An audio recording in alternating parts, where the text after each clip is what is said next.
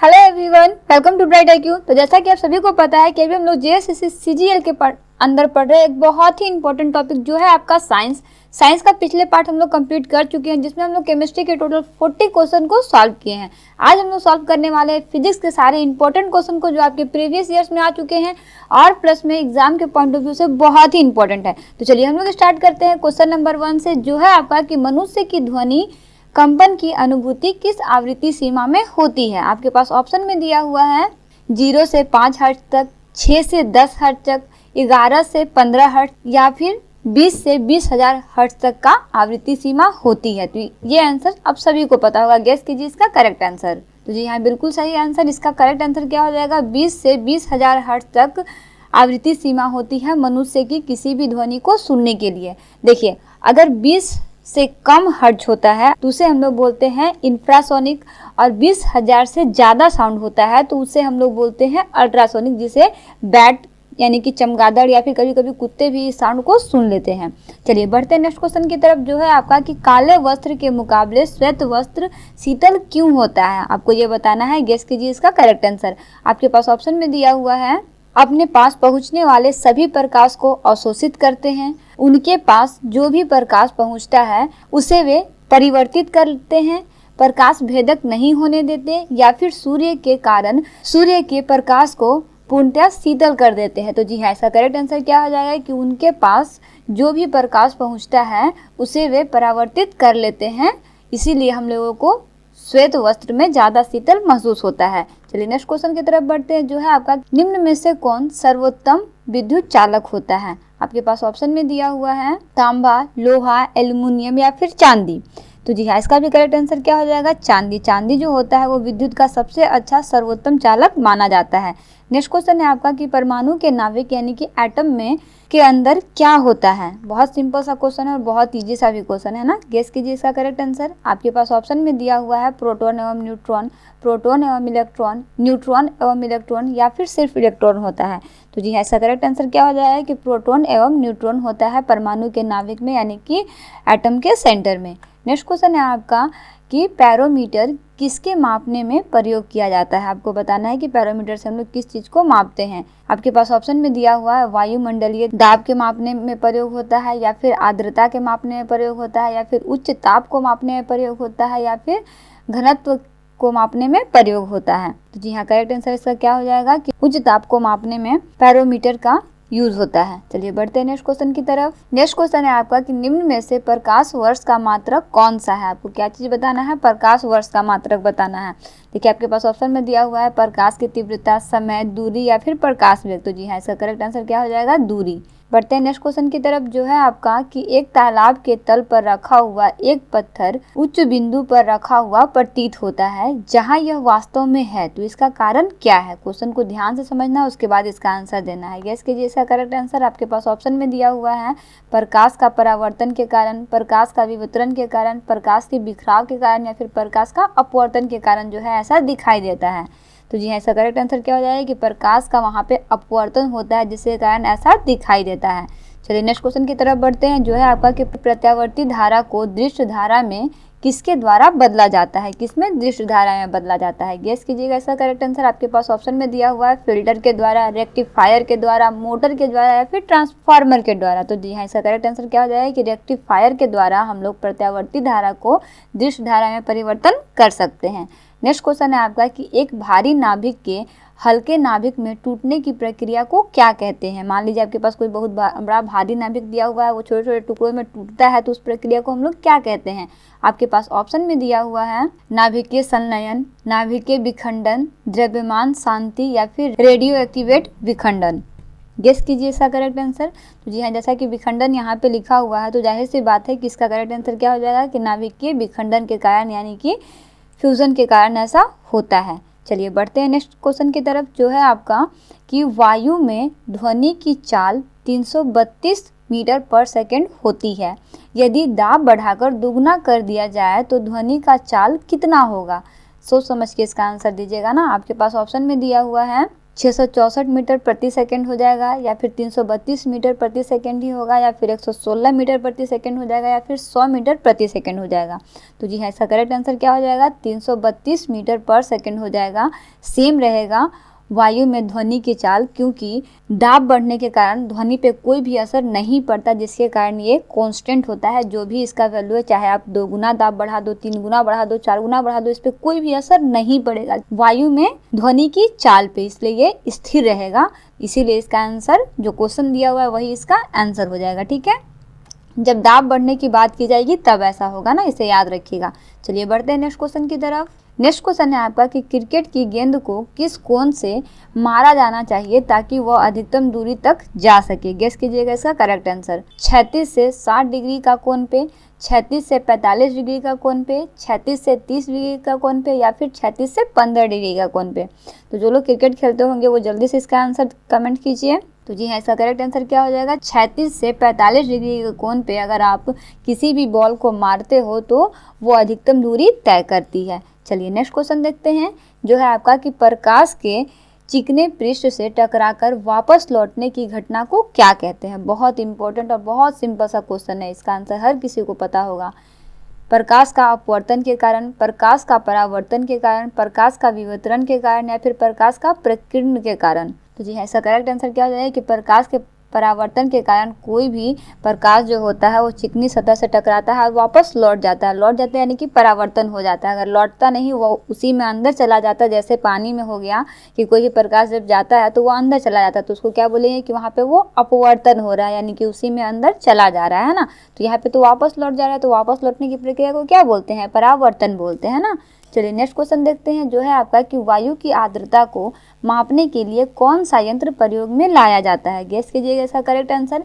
आपके पास ऑप्शन में दिया हुआ है हाइग्रोमीटर के द्वारा, हाइड्रोमीटर के द्वारा, मैनोमीटर के द्वारा, या फिर ऑडोमीटर के द्वारा। तो देखिए, वायु की आर्द्रता को मापने के लिए जो यंत्र प्रयोग किया जाता है वो है आपका हाइग्रोमीटर। ठीक है, क्या है, हाइग्रोमीटर, आपको ये याद रखना। ठीक है, नेक्स्ट क्वेश्चन है आपका कि हाइड्रोजन बम किस पर आधारित होता है। आपको बताना है कि हाइड्रोजन बम जो होता है वो किस पर आधारित होता है। आपके पास ऑप्शन में दिया हुआ है नाभिकीय संलयन पर, नाभिकीय विखंडन पर, रेडियो एक्टिव विखंडन पर, या फिर उपरोक्त सभी पर। तो देखिए, इसका भी करेक्ट आंसर आपका क्या हो जाएगा कि नाभिकीय विखंडन के पर जो है वो आपका हाइड्रोजन बम आधारित होता है। चलिए नेक्स्ट क्वेश्चन है आपका कि ध्वनि की तीव्रता मापने की इकाई कौन सी है। ये सभी को पता होगा, गेस कीजिए इसका करेक्ट आंसर ना। आपके पास ऑप्शन में दिया हुआ है डेसिबल, फेम, और या फिर इनमें से कोई नहीं। तो करेक्ट आंसर इसका क्या हो जाएगा, डेसिबल। डेसिबल के द्वारा हम लोग ध्वनि की तीव्रता को माप सकते हैं। चलिए बढ़ते हैं नेक्स्ट क्वेश्चन की तरफ। नेक्स्ट क्वेश्चन है आपका कि सूर्य की ऊर्जा उत्पन्न कैसे होती है। आपको बताना है कि सूर्य की ऊर्जा जो होती है वो कैसे उत्पन्न होती है। आपके पास ऑप्शन में दिया हुआ है आयन द्वारा, नाभिकीय विखंडन द्वारा, नाभिकीय संलयन द्वारा, या फिर ऑक्सीकरण द्वारा। गेस कीजिए इसका करेक्ट आंसर। तो जी हाँ, इसका करेक्ट आंसर क्या हो जाएगा कि नाभिकीय विखंडन के द्वारा सूर्य की ऊर्जा जो है वो उत्पन्न होती है। किसके कारण, नाभिकीय विखंडन के कारण। नेक्स्ट क्वेश्चन है आपका कि गुरुत्वाकर्षण का सिद्धांत किसने दिया था। ये तो बहुत ही इजी क्वेश्चन है, सभी को पता होगा इसका आंसर। आपके पास ऑप्शन में दिया हुआ है चार्ल्स न्यूटन ने, चार्ल्स बेबेज ने, आइजैक न्यूटन ने, या फिर जॉन एडमंड्स ने। तो जी हाँ, इसका करेक्ट आंसर क्या हो जाएगा कि आइजैक न्यूटन ने जो है वो गुरुत्वाकर्षण के सिद्धांत को दिया था। चलिए नेक्स्ट क्वेश्चन है आपका कि निकट दृष्टि दोष से पीड़ित व्यक्ति के चश्मे में कौन सा लेंस प्रयोग किया जाता है। किस व्यक्ति का, तो निकट दृष्टि दोष वाले व्यक्ति को किस चश्मे का यूज किया जाता है, कौन सा चश्मा हम लोग यूज करते हैं। उत्तल लेंस, समतल उत्तल लेंस, अवतल लेंस, या फिर समतल अवतल लेंस। तो चश्मे में जो लेंस यूज होता है वो आपका होता है अवतल लेंस। किसमें, निकट दृष्टि दोष में। चलिए नेक्स्ट क्वेश्चन देखते हैं, जो है आपका कि ट्रांसफार्मर किसमें प्रयुक्त होता है। आपको क्या बताना है कि ट्रांसफार्मर जो है वो किसमें प्रयुक्त होता है। आपके पास ऑप्शन में दिया हुआ है एसी को डीसी में बदलने के लिए, डीसी को एसी में बदलने के लिए, एसी वोल्टेज का ऊंचाई तथा अपचाई करने के लिए, या फिर डीसी वोल्टेज का ऊंचाई करने के लिए। तो जी हाँ, इसका करेक्ट आंसर आपका क्या हो जाएगा कि एसी वोल्टेज का ऊंचाई और अपचाई यानी कि कम और ज़्यादा करने के लिए ट्रांसफार्मर का यूज़ किया जाता है। किसका, एसी वोल्टेज का ना। चलिए नेक्स्ट क्वेश्चन देखते हैं, जो है आपका कि दूरबीन का आविष्कार किसने किया था। बहुत इंपॉर्टेंट क्वेश्चन है ना, इसे आप अच्छे से रिवीजन कर लीजिएगा अगर नहीं आपको याद होगा तो। आपके पास ऑप्शन में दिया हुआ गैलीलियो ने, गुटेनबर्ग ने, एडिसन ने या फिर ग्राम वेल ने? तो जी हाँ, इसका करेक्ट आंसर क्या हो जाएगा कि गैलीलियो ने जो है वो दूरबीन का आविष्कार किया था। नेक्स्ट क्वेश्चन है आपका कि वर्षा की बूंदों की गोलाकार आकृति का क्या कारण है? जो भी वर्षा होता है तो वो गोला ही क्यों होता है? कभी गेस किए हैं आप इसका आंसर? बेशक ये तो रिवीजन क्लास है, आप सभी लोग इसको अच्छे से पढ़े होंगे, लेकिन फिर भी एक क्वेश्चन आता है ना कि आखिर ये गोला होता क्यों है। तो देखिए आपके पास ऑप्शन में दिया हुआ है द्रव के घनत्व के कारण, पृष्ठ तनाव के कारण, वायुमंडलीय दाब के कारण या फिर गुरुत्व के कारण। तो जी हाँ, इसका करेक्ट आंसर क्या हो जाएगा कि पृष्ठ तनाव के कारण वर्षा का बूंद जो है वो गोला दिखाई देता है। चलिए नेक्स्ट क्वेश्चन देखते हैं। तो नेक्स्ट क्वेश्चन है आपका कि निम्न में से किस एक में ध्वनि की चाल सबसे तेज होगी? आपको बताना है कि सबसे तेज किस में होती है चाल ना ध्वनि की। ठीक है, आपके पास ऑप्शन में दिया हुआ है वायु में, जल में, लकड़ी में या फिर निर्वात में। तो गेस कीजिए इसका करेक्ट आंसर। तो देखिए इसका करेक्ट आंसर क्या हो जाएगा कि सबसे ज्यादा ध्वनि जो होती है वो किस में होती है? लकड़ी से होगा, ये गुजरती है, क्योंकि लकड़ी जो होता है वो सॉलिड होता है, पूरी तरह से ठोस होता है, इसीलिए ऐसा होता है। चलिए नेक्स्ट क्वेश्चन देखते हैं जो है आपका, हमें वास्तविक सूर्य उदय से कुछ मिनट पूर्व ही सूर्य दिखाई देने का क्या कारण होता है? गेस कीजिए इसका करेक्ट आंसर। आपके पास ऑप्शन में दिया हुआ है प्रकाश का अपवर्तन के कारण, प्रकाश का परिकिरण के कारण, प्रकाश का पूर्ण आंतरिक परिवर्तन के कारण या फिर प्रकाश का विवर्तन के कारण। गेस कीजिए इसका करेक्ट आंसर कि एक्चुअल में क्यों ऐसा होता है। तो देखिए इसका आंसर क्या हो जाएगा आपका कि प्रकाश के अपवर्तन के कारण जो है वो जब सूर्य निकलता है उससे कुछ समय पहले ही हमें सूर्य दिखाई देता है, क्योंकि वहां पे प्रकाश का क्या हो रहा होता है? अपवर्तन हो रहा होता है। चलिए नेक्स्ट क्वेश्चन देखते हैं जो है आपका कि कार्य का मात्रक कौन सा होता है? इसका आंसर तो बहुत ही सिंपल सा है। गेस कीजिए इसका करेक्ट आंसर। आपके पास ऑप्शन में दिया हुआ है जूल, किलोग्राम, वाट या फिर डायन। तो इसका करेक्ट आंसर क्या हो जाएगा? जूल। जूल जो है वो कार्य का मात्रक होता है। चलिए नेक्स्ट क्वेश्चन देखते हैं। बिजली का बल्ब का फिलामेंट किस चीज का बना होता है? गेस कीजिए इसका करेक्ट आंसर। आपके पास ऑप्शन में दिया हुआ है कॉपर का, आयरन का, एलईडी का या फिर टंगस्टन का। तो जी हाँ, इसका करेक्ट आंसर क्या हो जाएगा कि ये जो होता है वो किस चीज का बना होता है? बल्ब का फिलामेंट तो आपका टंगस्टन का बना होता है। देखिए टंगस्टन का ही क्यों बना होता है? कभी आपके दिमाग में ये क्वेश्चन आए कि बल्ब का फिलामेंट जो होता है वो टंगस्टन का ही क्यों बना होता है? देखिए टंगस्टन का मेल्टिंग पॉइंट जो होता है ना वो बहुत ही हाई होता है, ये जल्दी मेल्ट नहीं होता, जिसके कारण बल्ब का फिलामेंट जो है वो टंगस्टन का बना होता है। अच्छा, बल्ब के अंदर कोई गैस होता है क्या? आपको पता है कि बल्ब के अंदर कौन सा गैस होता है? तो देखिए बल्ब के अंदर जो है वो ऑर्गन गैस पाया जाता है, इसे आप याद रखिएगा। ठीक है, चलिए नेक्स्ट क्वेश्चन देखते हैं जो है आपका कि प्रेशर कुकर में खाना जल्दी क्यों पक जाता है? ये बहुत ही इंटरेस्टिंग क्वेश्चन है, इसका आंसर सभी लोगों को आई थिंक पता होगा। गेस कीजिएगा इसका करेक्ट आंसर। आपके पास ऑप्शन में दिया हुआ है प्रेशर कुकर से गर्मी बाहर नहीं निकल पाती, वाष्प उबलते पानी से कम गर्म होता है, या फिर अधिक दाब के कारण पानी का क्वथनांक बढ़ जाता है, या फिर पानी कम दाब के कारण ही उबलने लगता है। बताइए इसका करेक्ट आंसर क्या होगा? तो जी हाँ, जो लोग ये क्वेश्चन इसका आंसर ये गेस कर रहे हैं कि अधिक दाब के कारण पानी का क्वथनांक जो है वो बढ़ जाता है, जिसके कारण प्रेशर कुकर में जल्दी से खाना पक जाता है, इसका एक्चुअल कारण यही होता है क्योंकि उसका क्वथनांक क्या होता है? पानी का क्वथनांक बढ़ जाता है। ठीक है, चलिए नेक्स्ट क्वेश्चन देखते हैं। नेक्स्ट क्वेश्चन है आपका कि ध्वनि किससे होकर नहीं गुजरती है? गुजरती है नहीं पूछा गया है, किससे होकर नहीं गुजरती है। आपके पास ऑप्शन में दिया हुआ है जल से, स्टील से, वायु से या फिर निर्वात से। तो देखिए इसका करेक्ट आंसर क्या हो जाएगा? निर्वात से। निर्वात का मतलब क्या होता है? वैक्यूम। ठीक है, नेक्स्ट क्वेश्चन है आपका कि एक कटा हुआ हीरा क्यों जगमगाता है? कटा हुआ हीरा जो है वो बहुत ज्यादा जगमगाता है, तो इसका कारण क्या होता है? आपके पास ऑप्शन में दिया हुआ है इसकी आणविक संरचना के कारण, प्रकाश के शोषण के कारण, पूर्ण आंतरिक परावर्तन के कारण या फिर कुछ अन्य निहित गुणों के कारण। तो जी हाँ, इसका करेक्ट आंसर क्या हो जाएगा कि पूर्ण आंतरिक परावर्तन के कारण जो है एक कटा हुआ हीरा बहुत ज्यादा जगमगाता हुआ नजर आता है। ठीक है, चलिए नेक्स्ट क्वेश्चन है आपका कि डायनेमो एक मशीन है, तो इसका क्या काम होता है? ठीक है, डायनेमो तो एक मशीन है, बट ये क्या काम करता है आपको बताना है। आपके पास ऑप्शन में दिया हुआ है उच्च वोल्टेज को निम्न वोल्टेज में परिवर्तित करना, निम्न वोल्टेज को उच्च वोल्टेज में परिवर्तित करना, विद्युत ऊर्जा को आंतरिक ऊर्जा में परिवर्तित करना या फिर आंतरिक ऊर्जा को विद्युत ऊर्जा में परिवर्तित करना। इन चारों में से इसका करेक्ट आंसर क्या हो जाएगा? तो जी हाँ, बिल्कुल करेक्ट आंसर। इसका आंसर क्या हो जाएगा?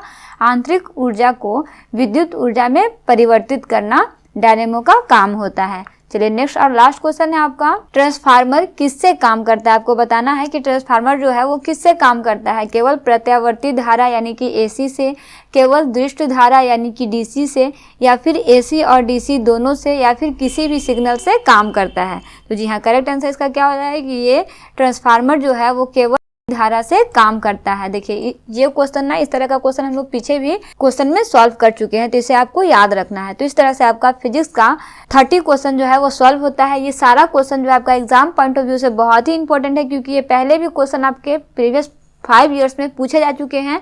तो इसे अच्छे से रिवीजन कर लीजिएगा। किसी भी टॉपिक में कोई भी प्रॉब्लम हो या फिर किसी और टॉपिक को स्टडी करना हो तो आप कमेंट बॉक्स में कमेंट कर सकते हैं। तो मिलते हैं नेक्स्ट वीडियो में एक इंपॉर्टेंट टॉपिक के साथ, जो है आपका बायोलॉजी, क्योंकि केमिस्ट्री हम लोग पढ़ चुके हैं, फिजिक्स आज हो गया, बचा हुआ क्या है, बायोलॉजी। तो नेक्स्ट वीडियो में हम लोग जितना भी मैक्सिमम क्वेश्चन है सारा हम लोग उसमें स्टडी करेंगे बायोलॉजी का। तो मिलते हैं नेक्स्ट वीडियो में एक इंपॉर्टेंट टॉपिक के साथ। Thanks for watching, like share and subscribe bright IQ।